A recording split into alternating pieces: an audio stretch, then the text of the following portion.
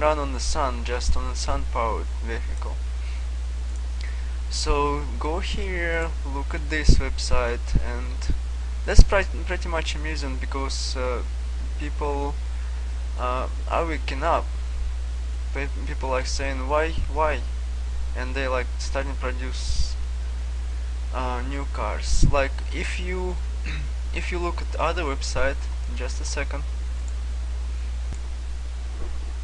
So yes, if you go to this website, www.greencar.com, and you find this article, it calls 20 truths about the GM EV1 electric car.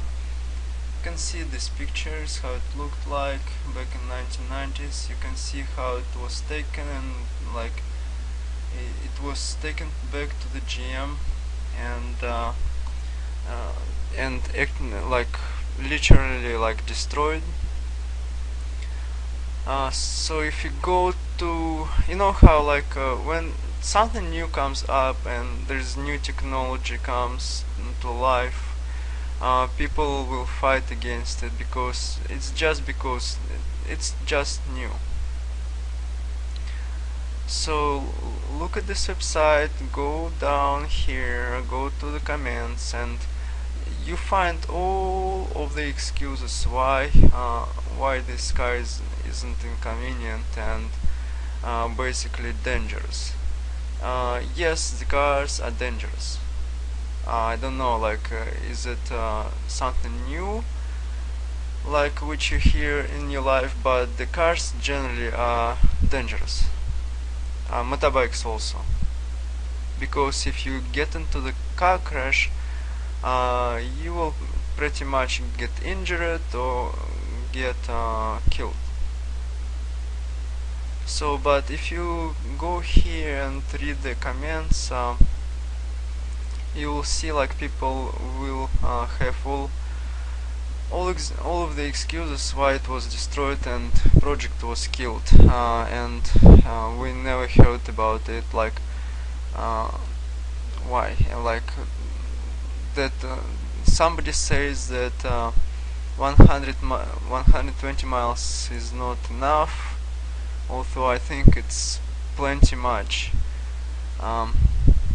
That the batteries wasn't insufficient because of this mileage, that the batteries was dangerous, that if you get into the car crash you can get electrocuted, which is like I don't think if you get into the easy car crash you will be electrocuted, but if you get into the serious car crash you get killed anyway, so or get injured anyway. So like go here, look at the all excuses people use it to post here. That was like the car was expensive, some say, the battery was expensive, but people need to understand that any new technologies out there, it will be first expensive. It will be expensive, like it cannot be avoided. But once it mass produced, it's getting cheaper and cheaper, and then it gets to the people hands, normal ones. So, and then we don't go for oil, you know. But that project was like, if you think about it, the project was killed because of course you don't need to buy oil from the big oil companies, so you can imagine how they lobbied it and how they killed this project. But go see the movie by itself. But this was kind of introduction to my theme, so let's look at other green technologies and what they offer for you. Okay, I went to this website, www.time.com, and the article calls Top 20 Green Tech Ideas. I believe the heart of the green technologies is biofuel. It's solar. Oops, I pushed it. Solar. Um, then it's electric cars and wind power. So generally what I talked to several of my friends, and they usually say this, like, for instance, let's find it, wind power. They say, like, oh, there is places which don't have wind power, like there is no wind at all. Or say I talk to them about solar power, and they say, oh, there are not everywhere sun. I guess they mean like there is not everywhere like sun in Florida, like, you know, like very powerful and just and very bright. So like, but it's all excuses. Let's say there is no wind everywhere. Fine, don't build wind towers everywhere. Build towers, wind towers where it's just wind. Or like, let's say solar power. Okay, don't put solar power on, like, in Siberia on the roofs. Don't do that. Like, it's dumb. Put them on the buildings in Florida. Okay, so so for me it's like more excuses built around to, like, if you look on previous website where there's comments about electric cars, it's people say, oh, it's dangerous. If you get in the crash, you can get electrocuted. Well, you know, I guess if you get into serious crash, you get in trouble anyway. So don't get in crash. Okay. But let's look now at. I'll make a pause and I find out some. Let's look at some information for conventional power sources, and let's discuss them. Okay, let's talk about first of all about nuclear power, or nuclear power. The first question is to nuclear power is how much it produces power consumption in let's say in America, like worldwide it's 30%.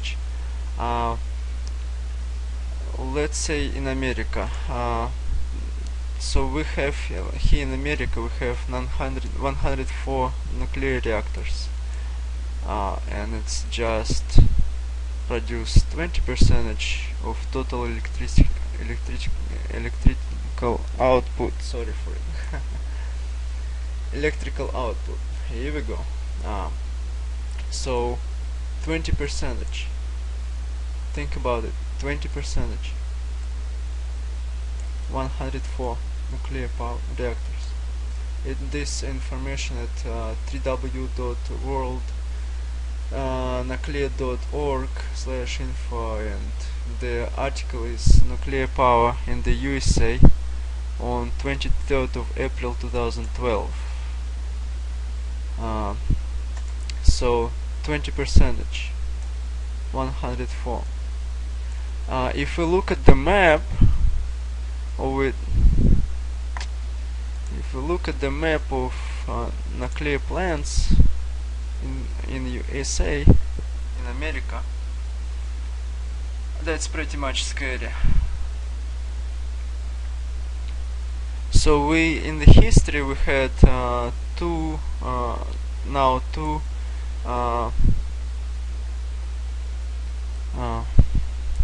nuclear disasters. One was in Chernobyl, and not long time ago it was one in Fukushima.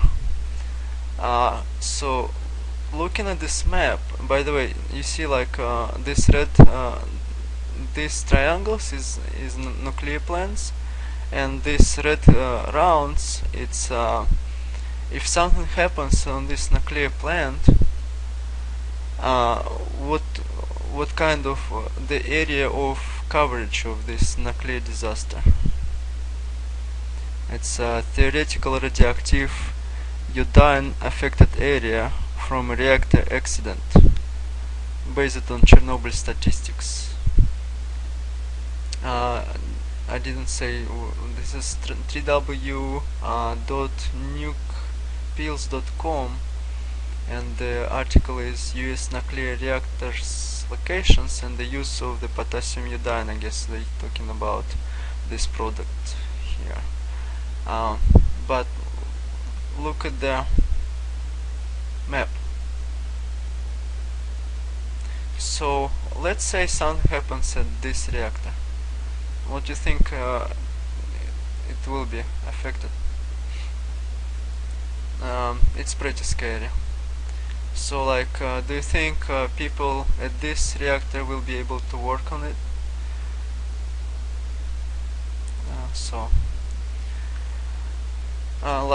Before Fukushima, everybody like thinking about Chernobyl that it was just accident, but after Fukushima, I don't know. What's your thought about it? Let's make a pause and I'll find more information. I'll look. I not find. I know pretty much already all information I want to give to supply you, but in order to make it shorter, let's make a pause.